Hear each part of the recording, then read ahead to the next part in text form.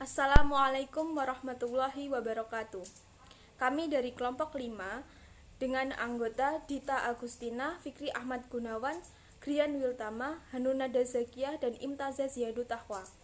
Di sini kami akan mempresentasikan makalah kelompok kami dengan judul Kepemimpinan dan Budaya Organisasi. Saya Hanunada Zakiah. Saya akan mempresentasikan materi yang pertama, yaitu pengertian kepemimpinan. Menurut Terry dan Ru, mendefinisikan kepemimpinan sebagai hubungan yang ada dalam diri seorang pemimpin, mempengaruhi orang lain untuk bekerja sama secara sadar dalam hubungan tugas yang diinginkan.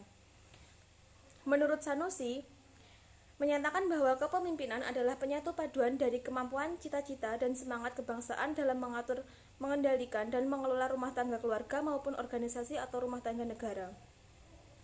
Menurut Verbaum dan Sherman, kepemimpinan adalah tindakan mendapatkan kerjasama dari orang untuk mencapai sesuatu.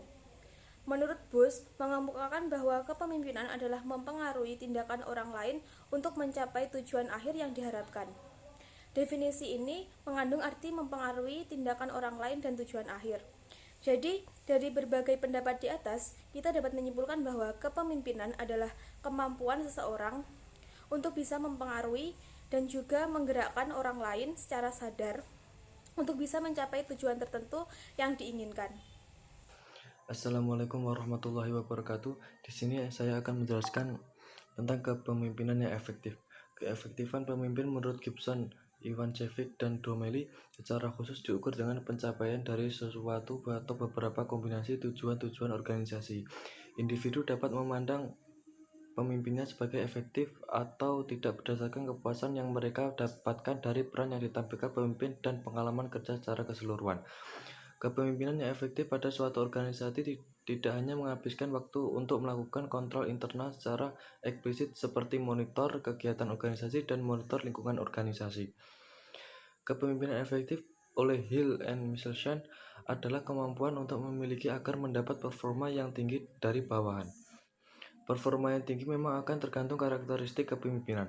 Kepemimpinan yang efektif juga diterjemahkan dengan keberlangsungan performa yang tinggi dari organisasi, yaitu seluruh organisasi pada posisi full untuk mencapai tujuan organisasi yang tepat sasaran. Aktivitas kepemimpinan bagian dari kegiatan yang dilakukan oleh pemimpin dan manajer dalam organisasi.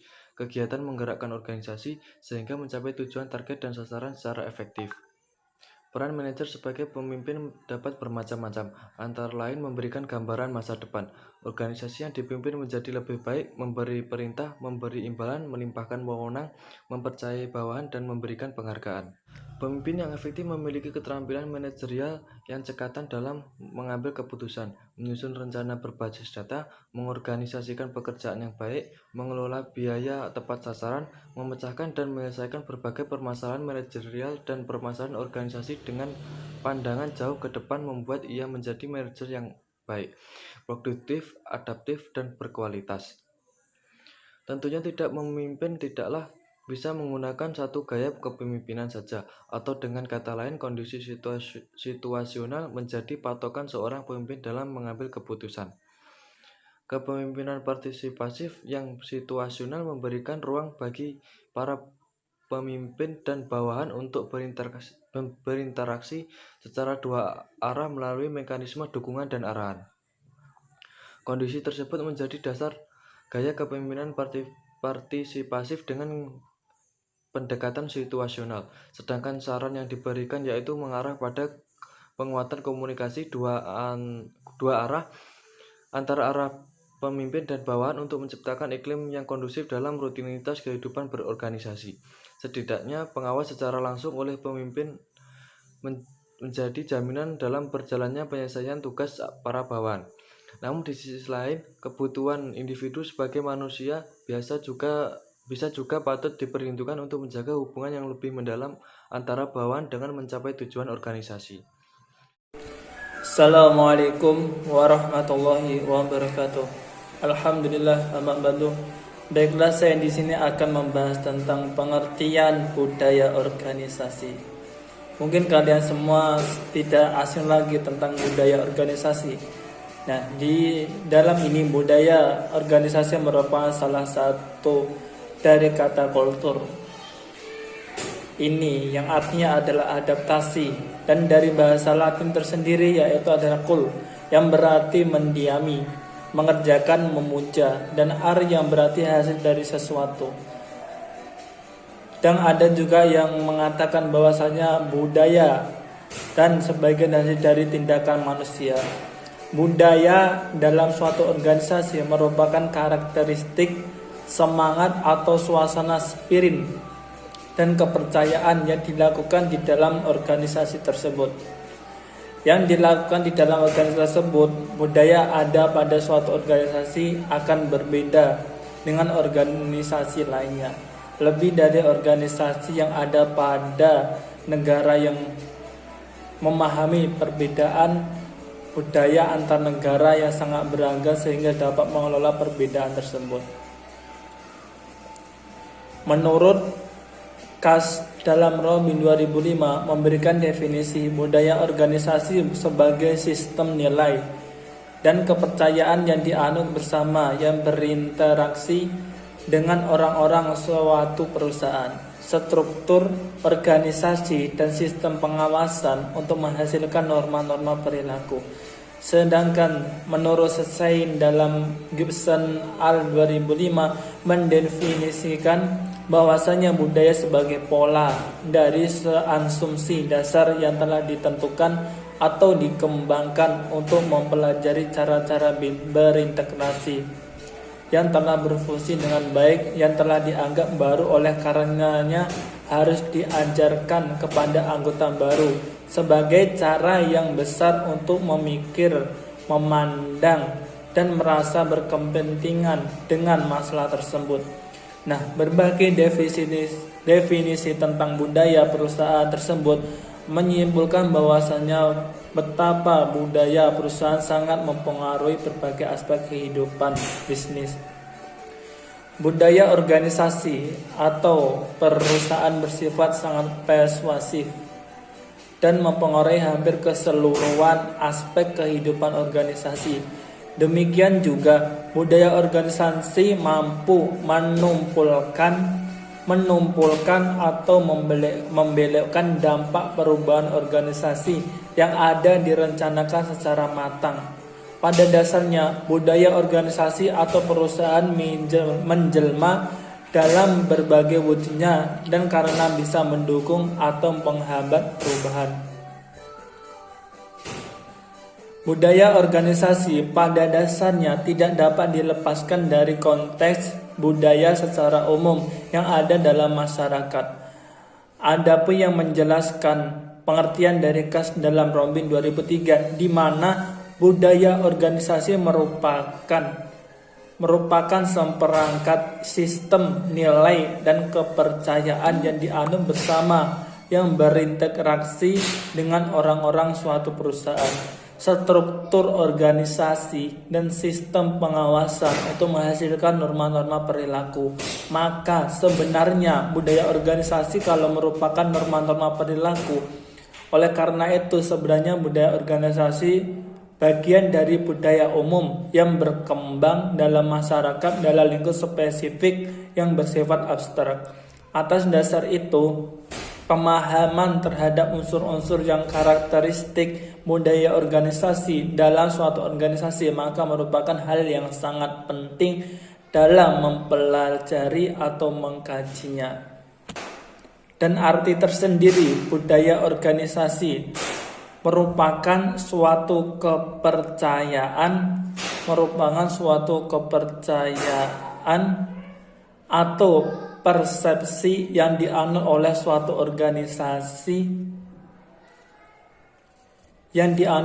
organisasi dalam menjalankan perilakunya di dalam suatu organisasi tersebut. Mungkin cukup sekian dari saya. Apabila saya mengucapkan kata-kata ada kesalahan maupun yang kurang tepat, saya minta maaf akhiran. Wa'afu minkum. Wassalamualaikum warahmatullahi wabarakatuh. Assalamualaikum warahmatullahi wabarakatuh.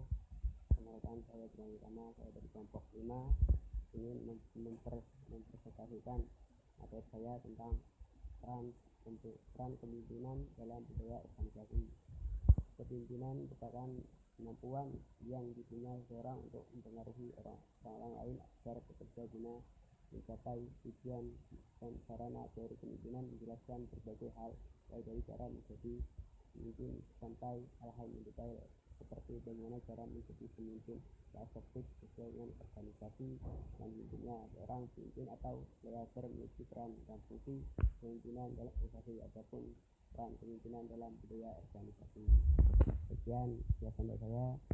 Apabila ada salah dari saya, wassalamualaikum warahmatullahi wabarakatuh. Assalamualaikum warahmatullahi wabarakatuh. Saya Dita Agustina. Di sini saya akan melanjutkan presentasi. Langsung saja yang B, peranan yang berhubungan dengan informasi atau information role. Peranan ini meletakkan pemimpin pada posisi yang unik dalam mendapatkan informasi. Pemimpin mencari informasi di luar lingkungan dan sebagai pusat informasi bagi organisasinya. Peranan ini terdiri dari peranan-peranan sebagai berikut, yaitu yang pertama, peran sebagai monitor. Peran ini mengidentifikasikan seorang pemimpin sebagai penerima dan mengumpulkan informasi, supaya pemimpin mampu untuk mengembangkan suatu pengertian yang baik dari organisasi yang dipimpinnya dan mempunyai pemahaman yang komplit tentang lingkungannya. Yang kedua, peranan sebagai diseminator. Peranan ini melibatkan pemimpin untuk menangani proses transmisi dari informasi-informasi ke dalam organisasi yang dipimpinnya. Yang ketiga, yaitu peran sebagai juru bicara atau spokesman. Peran ini dimainkan pemimpin untuk menyampaikan informasi ke luar lingkungan organisasinya. Bedanya antara diseminator dan spokesman, kalau spokesman memberikan informasi ke luar lingkungan, sedangkan diseminator memberikan informasi ke dalam lingkungannya. Yang C, proses pembuatan keputusan atau decisional role. Peranan ini membuat pemimpin harus terlibat dalam suatu proses pembuatan strategi di dalam organisasi yang dipimpinnya. Proses pembuatan strategi ini secara sederhana dinamakan sebagai suatu proses yang menjadikan keputusan-keputusan organisasi dibuat secara signifikan dan berhubungan. Ada 4 peranan yang dikelompokkan ke dalam pembuatan keputusan adalah sebagai berikut. Yang pertama, peran sebagai entrepreneur. Dalam peranan ini, pemimpin bertindak sebagai pemerakasa dan perancang dalam banyak perusahaan-perusahaan yang terkendali dalam organisasi. Yang kedua, peran sebagai penghalau gangguan atau disturbance handler. Peran ini membawa pemimpin untuk bertanggung jawab terhadap organisasi ketika organisasinya terancam bahaya, misalnya akan dibubarkan, terkena gosip, isu-isu kurang baik, dan lain sebagainya. Yang ketiga yaitu peran sebagai pembagi sumber atau resource allocator. Di sini pemimpin diminta memainkan peranan untuk memutuskan kemana sumber dana akan didistribusikan ke bagian-bagian dari organisasinya. Yang terakhir, yang keempat, peran sebagai negosiator. Peran ini meminta kepada pemimpin untuk aktif berpartisipasi dalam arena negosiasi. Demikianlah presentasi dari kelompok kami. Apabila ada kurang lebihnya, kami mohon maaf. Wabillahi taufik wal hidayah. Wassalamualaikum warahmatullahi wabarakatuh.